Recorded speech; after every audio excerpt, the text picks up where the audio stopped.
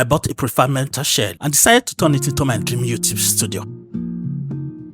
Hey guys, welcome to my channel. This wasn't just about building something cool, it started with family. I had an office inside the house, but with 3 daughters and plans to adopt more children, it was time to give up my space so they could have theirs. That meant I had to figure something out for myself. Somewhere to work, to create, to just breathe and think. At first, I considered renting a space. Then, I looked at converting part of the garage, but the garage was already filling up with woodworking and metal tools. So, I needed something separate but close. That's when I found this, an 11 by 13 foot Outsunny prefab metal shed with a foundation kit. I figured, why not turn this into my own studio? The first step was clearing space next to the garage. So the first thing we need to do is to clear this place, which as you can see is very, very dirty. A lot of mess here, and it's going to take a while to do that. So let's get started.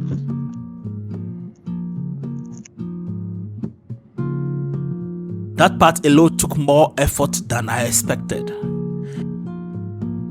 A lot of debris, uneven ground, and no clear plan before landing on something that worked, sort of.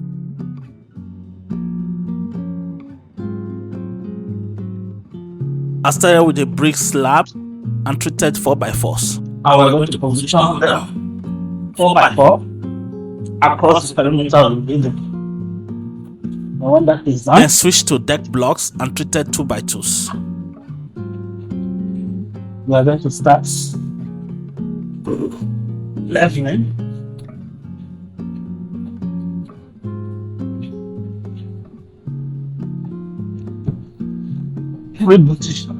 Connected to the garage where I could write, shoot videos, edit, and build.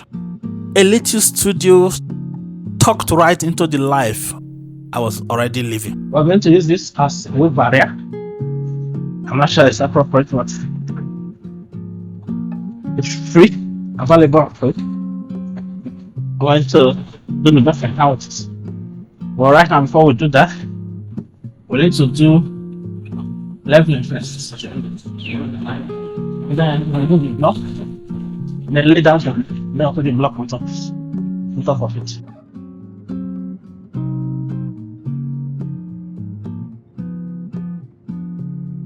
Eventually ended up going with treated 4x4s sitting on pallets, topped with an OSB subfloor.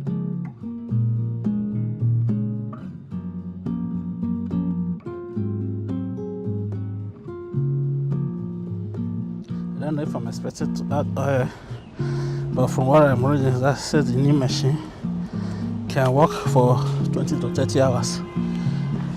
But that's without oil or not, I don't know. So what I just read, it already comes with oil. Looking back, not ideal, but I was making do with what I had. And even though the base wasn't perfect, I had a vision, a space just for me, trying to move forward instead of getting stuck chasing perfection. Building the actual shed, that's where things got real. Yeah, these are the 5 bags, are the 5 boxes that the Outsunny 13 by shed comes in. So I'll be opening them to see what is currently to lay out the parts so I can start putting it together. So we need to go through the instructions and see how we're supposed to lay this out. The frame came in pieces, hundreds of them, and the instructions, let's just say they weren't winning any design awards. Right, you're supposed to align the edges of ASG3A with that of BSC4 when you're coupling them, but from my observation, it doesn't fit. So the BSC4 only fits with the BSF3A, and then the BSC5 fits with the G3A. So take note of that. Now we've identified the labels. We are going to put them together. Just the label, I won't call it confusing, but it's very, the way they did the label is very unnecessary. Imagine labeling is BS 7572.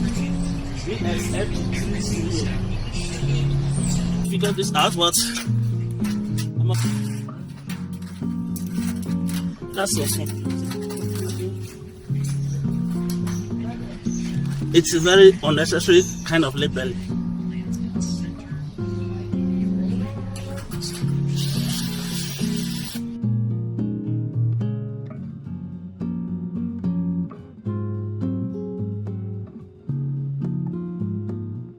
I was mostly doing it alone.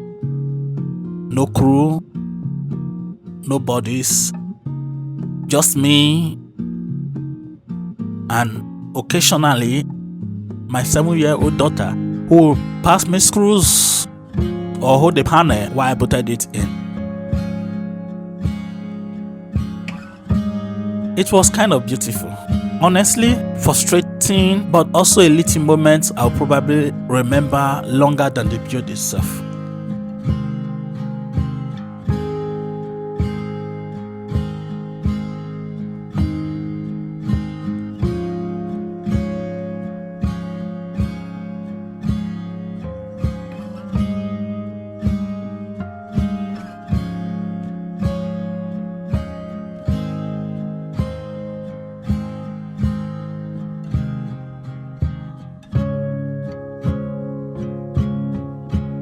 It was like putting together IKEA furniture in a cramped corner of the yard during one of the worst heat waves I can remember, in 40 degrees Celsius heat. Parts went missing, screws rolled into debt. I had to reduce sessions I thought were done. And just when I get momentum, it will either start raining or the sun will come out swinging and melt my willpower. It was building a metal shed in what felt like an oven. But somehow, over the course of just 4 brutal days, the frame came together. One wall, then another. Doors, the roof. I used my hair power tools and bits from Home Depot. That driver basically lived in my hand the whole time. Then came to the connection to the garage. I didn't want this to just be a shed. I wanted a space that flowed into the workshop so I could move back and forth without stepping outside.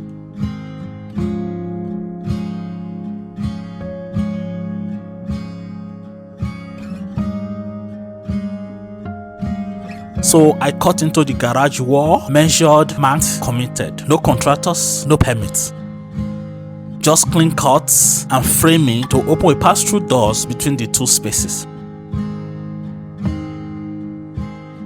When I finally stepped through that door from garage to shed, even with the OSB under my feet and screws still rattling around, I could finally see it. It wasn't just a shed anymore, it was becoming a studio.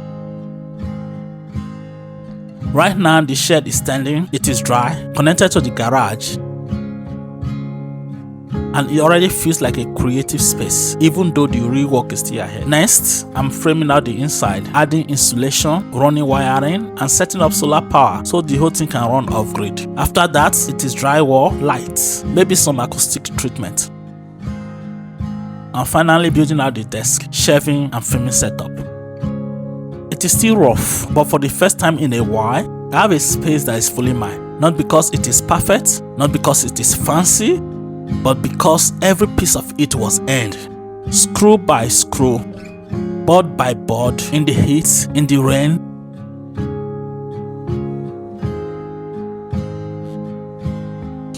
This started because I needed to give my daughters more room, because we are preparing to grow our family. Zoe, what? And I knew I needed to make space. Like the grasshopper close to the water, it always jumps off. Yeah. Not just for them, but for myself too. And this little green shed is become more than just a YouTube studio. It is proof that you can carve out a place for yourself. Even when the plans are unclear, the tools are basic, and the weather is against you. The work is not over, but it started, and that is everything.